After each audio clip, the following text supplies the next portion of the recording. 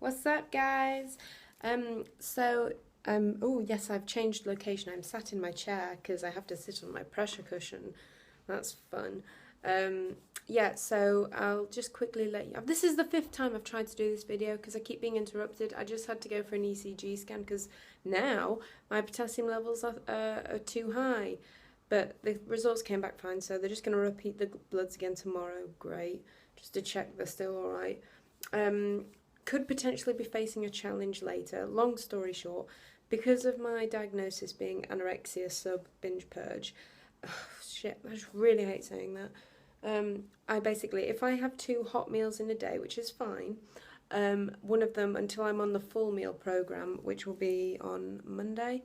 At least one of my hot meals has to be has to be a half portion, sorry. So, looking at the menu last night, I thought, oh well, I'll have the half portion for my dinner and it'll be fish and chips, just as a mini challenge because fish and chips is like third down the list for me on things that I'd avoid and find really struggle with. But I got to lunch and it was lunch that was the half portion. It was like a shepherd's pie or something. And so my full is my fish and chips. I don't know well, I know how I feel about that. I don't know what I'm saying. I'm not happy about it at all. But there's nothing I can do about it. And the nurses will be there and stuff. So I'll let you know how I get on basically. But I'm just going to try and go in there with the right attitude and rationalise my thoughts and take my time to think, you know. So we just had a really interesting group meeting about sort of social media advertising, how it affects people with eating disorders. My eating disorder sort of came about, it came about for many reasons, but one of the, I suppose, the main things was my dancing background.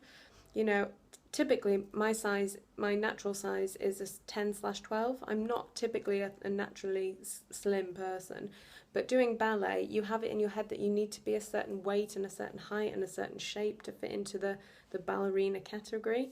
Now, I don't want to be a ballerina anymore. Granted, it did take up a big part of my life, and you know I still enjoy it, but it's just my heart's not in it basically. Um, so it's different for everybody really, and I think a lot of people think with eating disorders you suddenly decide to stop eating one day and go cold turkey. It doesn't happen that way. So for me, for an example, I'll use bread. One day you might think, oh, well, I'll have wholemeal bread today because it's healthier than white. The next day you might think, well, I'll just have half of a piece of bread. That, you know, I can manage on that. Get used to that for a week or so. Then you'll cut it down to a nibble. Before you know it, bread's out your diet. Then you think, oh, well, that's a carb. You know, I heard that they make you put on weight if you don't burn them off. I better just, get rid of potatoes, rice, pasta, and then you'll do it with protein and then fat, and then before you know it, you've got nothing left apart from water. And for me, it was, a couple of pieces of watermelon, nothing. I don't know. Honestly, 4 years ago, my family were told when I was in Airedale, had I left it any longer, I had about a week left to live. I was that poorly. And I looked at God. And I kind of wanted to ask as well, you guys, like, this is probably going to be something that I'll do towards the end of my stay here. But I was looking at doing like a photo storyboard from what weight I was at before this all started, and then slipping down, getting really poorly, going back up, going back down, and going back up again. So can sort of see physically how I've changed and mentally as well, because that can, that's part of it too. Well, the biggest part of it really. Not that you can see that in a picture, if you get me. So physical aspects of the eating disorder for me, obviously there's things like getting cold really easily, and I've got really sort of fine downy hair that covers my body. I look like a monkey, but that's to try and keep me warm, obviously. Hair loss. My hair suffered terribly, and I used to have the most amazing long, thick, brownish coloured hair. So that's been really difficult because that was a huge. I loved my hair when I was a kid, and it's just not the same anymore. Hopefully it'll come back, but we'll see. Not that I have any nails to break, but kind of your whole skin, hair, and nails, it just goes out. It just really deteriorates. My potassium, obviously your organs. When you starve your body, you're not just starving your fat and your things like that. You're also starving your organs, and I learned that my heart is now a third of the size that it should be, which is pretty scary. My lungs as well. Woody's noticed, especially at night when I'm asleep, I'll just stop breathing sometimes. And I think he leaves it a little bit too long just to see if I'm going to wake up before he actually prods me. But sometimes I'll take a really deep breath of air and wake myself up again. But I spoke to the doctors about it, and they said it's quite common in people with eating disorders, because if your potassium levels are that low, it can't, your organs just can't function. That's why a lot of people die from eating disorders, because there's just nothing left for the body to run on. So that's really scary.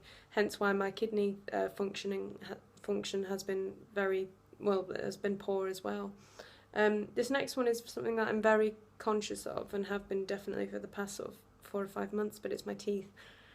Now, I've always been very lucky. I've never had braces, and as you can see, my teeth are very straight. But if you look quite close, there, they are wearing away. Now, I'm not lucky with my teeth.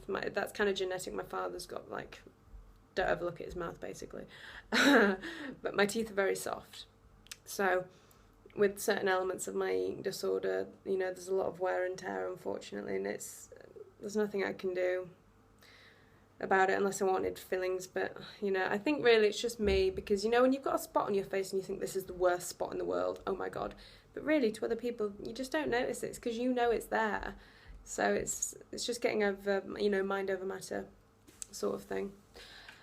So yeah, really good group meeting today. Learned some really interesting things, like there's a twin here. Well, one of the girls here is an identical twin.